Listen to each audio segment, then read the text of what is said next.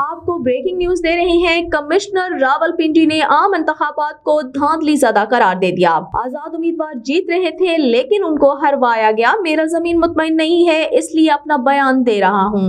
Commissioner Rawalpindi Liaquat Ali چٹھا نے عام انتخابات 2024 کے حوالے سے ویڈیو بیان جاری کرتے ہوئے نیا پنڈورا باکس کھول دیا۔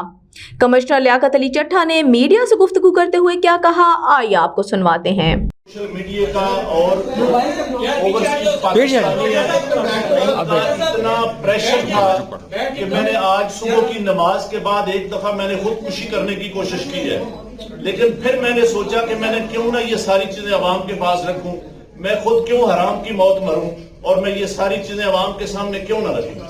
میں اس کرم میں سے گزر رہا ہوں۔